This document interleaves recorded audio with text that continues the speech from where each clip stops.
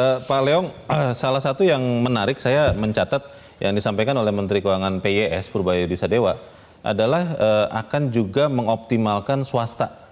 Ini penting sekali karena mungkin sekian pemerintahan yang lalu itu kan karena mungkin mau mengejar kecepatan pembangunan, akhirnya BUMN yang habis-habisan untuk mengerjakan. Anda melihat statement itu sebagai sesuatu yang akan menggairahkan dunia usaha, atau memang Anda masih menunggu dulu realisasinya seperti apa? Ya, tentu ini jadi angin segar ya.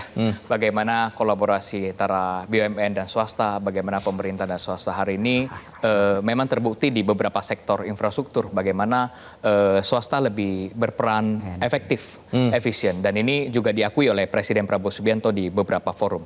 Artinya kita dorong, memang harus ada gebrakan bagaimana misalkan pekerjaan yang di atas 100M boleh mungkin BUMN, tapi di bawah 100M kita harus bagaimana mendorong sektor real. Hari ini UMKM ini bagaimana bisa berkompetisi dengan BUMN. Ini sektor real swasta ya maksudnya? Sektor real swasta. Hari ini bagaimana kita berkompetisi dengan BUMN ini kan jadi kendala. Misalkan beberapa pekerjaan yang memang dikunci untuk memenangkan satu pihak tertentu. Artinya kita harus membuka peluang ini lebih besar, lebih seluas-luasnya. Artinya ketika private sector dengan private sector bertemu itu biasanya ada kompetisi yang bisa lahirkan efektivitas. Artinya efisiensi itu bisa terjadi. Tapi ketika kalau konsolidasi BUMN yang ataupun G2G atau ini kan susah. Artinya pasti lebih mahal, lebih spendingnya lebih tinggi. Sudah dengar ininya tidak rencana penjabaran dari pelibatan swasta lebih lagi oleh Menteri Keuangan yang baru ini? Menq baru saya belum lihat secara komprehensif, tapi artinya ini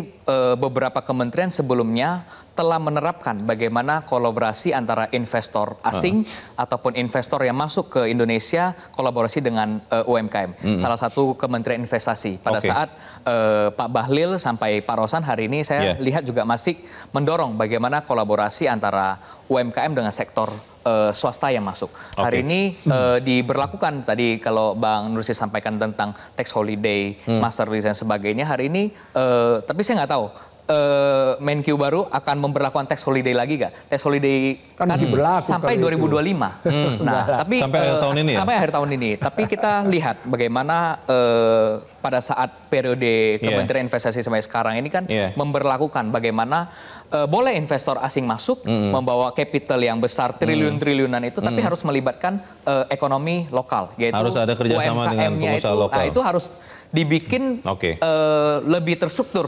undang-undangnya atau aturannya, karena kita melihat, mohon maaf ya Bang Leo, banyak juga investor yang nakal, hanya cukup dengan tadi mendapatkan insentif tertentu, dia lupain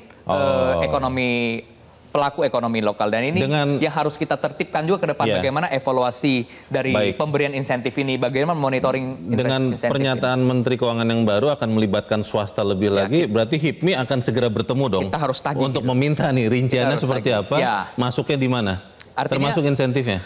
Artinya kayak banyak proyek pemerintah ini kan tidak bisa dilakukan hanya pemerintah sendiri. Hari ini misalkan bagaimana Giant Sea Wall, bagaimana MBG itu kan keterlibatan swasta, dan itu boleh dibilang bukan komersil, Bang. Itu sosial juga kan, karena yang menjalankan MBG ini kan yayasan.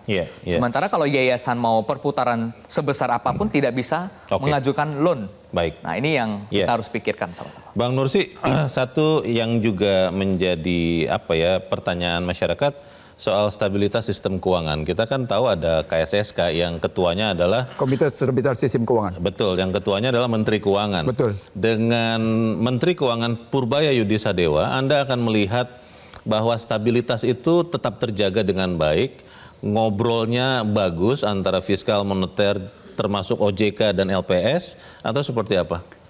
Ada data menarik. Data pertama kita ambil dari Ferry Warjio. ICOR bergerak di antara 6,2 sampai dengan 6,5. Artinya tidak efisien. Data dari Menteri Keuangan Sri Mulyani yang menyebut bahwa harga logistik kita tidak kalah bersaing dengan negara tetangga. Karena ternyata biaya logistik kita tetap terstruktur 23,7. Artinya pembangunan infrastruktur tidak memperbaiki daya saing logistik. Sedikit mungkin. 0,3. Sedikit. 0,3. Ya sedikit. Padahal 24, Oke. 23,7. Oke. Artinya masih tidak efisien. Iya, Anda iya. jangan bilang soal sedikitnya, tapi tidak efisiennya. Baik.